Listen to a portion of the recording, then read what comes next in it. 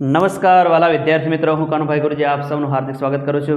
વિદ્યાર્થી મિત્રો, આજે આપણે સ્વાધ્યાય 12.2 નો દાખલા નંબર 3 શીખીશું. સૌપ્રથમ એની રકમનો અભ્યાસ કરીએ. ગુલાબજાંબુમાં તેના કદના 30% જેટલી ખાંડની ચાસણી છે. દરેક ગુલાબજાંબુનો આકાર નળાકારના બંને છેડે અર્ધગોલક લગાવ્યા હોય તેવો છે. તેની કુલ લંબાઈ 5 સેમી અને વ્યાસ 2.8 સેમી છે. તો આવા 45 ગુલાબજાંબુમાં આશરે કેટલી ખાંડની ચાસણી હશે તે શોધો. અહીંયા આવું એક ગુલાબજાંબુ છે જેની અંદર વચ્ચેનો ભાગ નળાકાર છે અને બંને બાજુ અર્ધગોલકો લગાવ્યા હોય એવું છે. તો અહીંયા આપણે આ ગુલાબજાંબુની અંદર કેટલી ખાંડની ચાસણી હશે એ શોધવાનું. સૌપ્રથમ આપણે એક ગુલાબજાંબુનું ઘનફળ શોધીશું અને એ ઘનફળ શોધવા માટે વચ્ચેનો જે નળાકાર છે એના ઘનફળના સૂત્રનો ઉપયોગ કરીશું, પાઈ આર વર્ગ એચ. અને બે અર્ધગોલકો છે. અર્ધગોલકના ઘનફળનું સૂત્ર છે 2/3 પાઈ આર ઘન.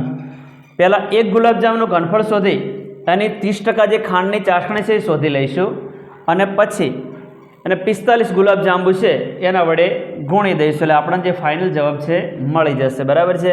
તો સૌપ્રથમ અહીંયા જે વિગતો આપી છે એ શોધી લઈએ. આપણે પહેલાં એક ગુલાબજાંબુ વિશે તમામ વસ્તુ શોધી દઈએ. એક ગુલાબજાંબુનું ઘનફળ શોધી લઈએ અને એના આધારે એક ગુલાબજાંબુમાં ખાંડની ચાસણી કેટલી હશે એ પણ શોધી લઈએ. પછી 45માં કેટલી હશે ને આપોઆપ મળી જશે, ગુણાકાર કરશું એટલે. બરાબર. સૌપ્રથમ અર્ધગોલકની જે ત્રિજ્યા છે એ અને નળાકારના પાયાની ત્રિજ્યા બંને સરખી જ છે. તો અહીંયા સીધા જ લખી દઈએ r બરાબર વ્યાસ ભાગ્યા 2. કારણ કે બંનેનો વ્યાસ આપેલો છે, ત્રિજ્યા આપણે મેળવવી પડશે. જે 2.8 છે એ નળાકારની પાયાનો વ્યાસ પણ છે અને અર્ધગોલકની ત્રિજ્યા પણ છે. તો 2.8 ભાગ્યા 2. અલગ અલગ ઉલ્લેખ કરવાની જરૂર નથી નળાકાર માટે અને અર્ધગોલક માટે. બરાબર. સીધા લખી દઈએ. અહીંયા 2 × 2 2 ચોગાઠ એટલે 1.4 સેમી માપ આપણો આવશે. હવે નળાકારનો એચ, નળાકારનો જે એચ છે એને મેળવવા માટે સૌપ્રથમ જે ગુલાબજાંબુની ટોટલ લંબાઈ છે ને 5 સેમી છે. આ 5 સેમીમાંથી અર્ધગોલકનો 1.4 અને 1.4 આ બંને બાજુથી આપણે 2 વખત 1.4 છે એ બાદ કરવાના થશે, ત્યારે આપણે નળાકારની ઊંચાઈ મળશે. તો અહીંયા આપણે 5 - 14 × 28 એટલે એના 2.8 મળી જાય. અહીંયા 5માંથી 2.8 આપણે બાદ કરીએ તો 2.2 મળે, જે પહેલથી મેં લખી રાખ્યા છે. 10માંથી 8 જાય તો 2, 4માંથી 2 જાય તો 2 એટલે 2.2 સેમી. તો આ નળાકારની જે ઊંચાઈ છે આપણને મળી જશે. હવે એક ગુલાબજાંબુનું ઘનફળ, એક ગુલાબજાંબુનું ઘનફળ, જો નળાકારનું ઘનફળ ને અર્ધગોલકનું ઘનફળ એવું અલગ શબ્દોમાં વર્ણન કરવાની જરૂર નથી, સીધા સૂત્રો લખી દેવાના. આપણી પાસે નળાકારના ઘનફળનું સૂત્ર છે પાઈ આર વર્ગ એચ વત્તા બંને બાજુ 2 અર્ધગોલકો છે એટલે 2 વડે પહેલથી ગુણી દઈએ. એક અર્ધગોલકના ઘનફળનું સૂત્ર છે 2/3 પાઈ આર ઘન. જો અહીંયા 3 છે તો અહીંયા આર ઉપર ઘન આવે, રીતના સૂત્ર યાદ રાખવાનું. હવે જેટલું કોમન નીકળે છે એ કાઢી દઈએ અને પછી કિંમતો મૂકીએ. તો પાઈ આર વર્ગ કોમન નીકળે એવા છે તો એને બહાર કાઢી દઈએ. પાઈ આર વર્ગ, અહીંયા પાઈ આર વર્ગ કોમન નીકળે એટલે એચ વધશે. અહીંયા 2નો ગુણાકાર કરી દઈએ, 2 અંશમાં છે એટલે 2 × 4/3. અહીંયા પાઈ કોમન નીકળી ગયા છે, આર ઘનમાંથી આર વર્ગ બહાર નીકળી ગયા છે તો 3માંથી 2 જાય તો 1 એટલે 1 આર વધશે. બરાબર. હવે આપણે બધી કિંમતો મૂકી દઈએ. તો પાઈની કિંમત આમાં નથી આપી એટલે આપણે 22 સપ્તમાંશ લખી દઈએ, ગુણ્યા આર આપણી પાસે 1.4 છે પણ આર વર્ગ છે એટલે 2 વાર લખીએ. 1.4 × 1.4. અહીંયા એચ બરાબર આપણી પાસે 2.2 છે તો 2.2 લખી દઈએ, વત્તા 4/3 ફરી પાછા આર 1.4 છે તો 1.4 લખી દઈએ, મોટો કૌંસ પૂરો. હવે આગળ આનું સાદુરૂપ આપીએ તો અહીંયા થોડોક છેદ એક ઉડે એવો છે તો ઉડાડ દઈએ. અહીંયા 7 દુ 14, 0.2, 7 7 ઉડી જશે બરાબર. 22 દુ 44,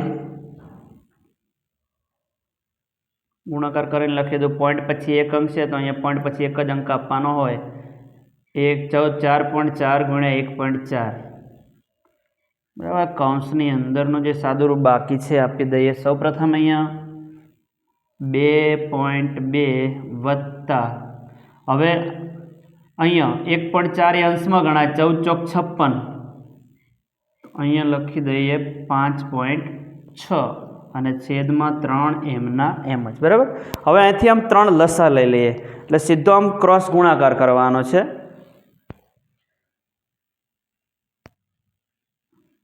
બરાબર.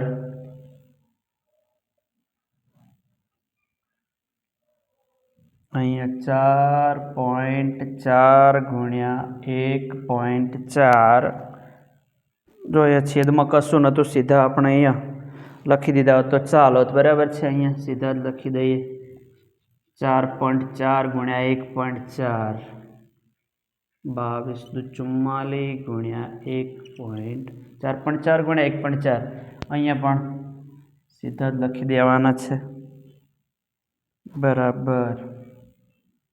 4.4 ગુણ્યા 1.4 કૌંસની અંદર અહીંયા છેદમાં 3. જો અહીંથી ક્રોસ ગુણાકાર કરીએ 22 તારી 66 એટલે 6.6, 6.6 વત્તા 5.6 બરાબર છે. હવે છેદમાં 3, 4.4 ગુણ્યા 1.4 ગુણ્યા 6 6, પોઈન્ટ પછીના અંકોનો સરવાળો 6 6, 12 12 નો બગડો વધે 1 1 ને 6 7, 7 ને 5 12, અને પોઈન્ટ પછી એક અંક છે. સરવાળામાં તો પોઈન્ટ પછી જેમ હોય એમના પોઈન્ટ નીચે જ પોઈન્ટ આવે ઊભા સરવાળા કરીએ એટલે બરાબર છે. હવે અહીંયા આપણે પોઈન્ટને અવગણીને બધાનો ગુણાકાર કરી દઈએ. 3 છે હાલ છેદમાં એમને લખી દઈએ કારણ કે ક્યાંય છેદ ઉડે એવો નથી. 3 વડે કોઈને ભાગી શકાય એવા નથી બરાબર છે. કારણ કે 4 ને 4 8, 3 ના ઘડિયામાં 8 ના આવે, 1 ને 4 5, 3 ના ઘડિયામાં 5 ના આવે, 1 ને 2 3 ને 2 5, 3 ના ઘડિયામાં 5 ના આવે, તો કોઈને 3 વડે ભગાય એવા નથી, તો છેદમાં 3 એમને એમ લખી દઈશું. અહીંયા પોઈન્ટને અવગણીને ગુણાકાર કરીએ તો અહીંયા 14 ચોક 56, 56 નો છગડો, 14 ચોક 56, 56 ને 5 61 બરાબર. તો 44 ને 14 નો ગુણાકાર 616 મળશે અને એને 122 વડે ગુણીએ તો 75,152 આપણને મળશે. જેમ પહેલથી આ ગુણાકાર કરીને રાખ્યું છે કારણ કે બહુ સમય આપણો એની અંદર જાય નહીં બરાબર છે. કારણ કે ગુણાકારની અંદર સહેજ ભૂલ પડે તો જવાબ ખોટો જ આવે. હવે પોઈન્ટ પછીના અંકો છે બધા ગુણી લો, 1 2 અને 3, તો જમણી બાજુથી 3 અંક આપવાના એટલે અહીંયા આપણને જવાબ મળશે 75.152 બરાબર છે. હવે આટલો પોઈન્ટ એમને એમ જ રાખીએ, તગડો ભલે હાલ છેદમાં એમને એમ રહ્યો. આ જવાબ આપણને આ રીતનો મળ્યો છે 75.152 છેદમાં 3 સેમી ઘન બરાબર છે.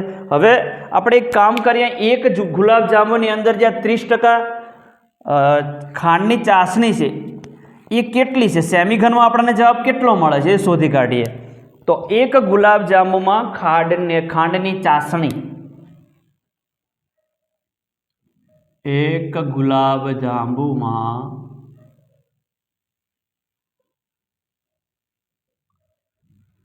ખાંડની ચાસણી બરાબર જે જવાબ આવ્યો છે એના 30%. આપણને જવાબ મળ્યો છે અહીંયા 75.152 છેદમાં 3 ના 30%. બરાબર, નીચલા ધોરણની અંદર આપણે ટકા દૂર કરતા શીખેલા છીએ બરાબર છે. આ જે જવાબ આવ્યા છે ને 30% ખાંડની ચાસણી છે, તો અહીંયા ટકા દૂર કરવા માટે નાની જગ્યાએ ગુણ્યા લખીશું, ટકા દૂર કરીને છેદમાં કેટલા લખી દઈશું 100 બરાબર. તો આ રીતે જુઓ, પોઈન્ટ આપણે કશું જ નથી કરવું, પોઈન્ટ જેમ સેમ નામ જ રાખવો છે.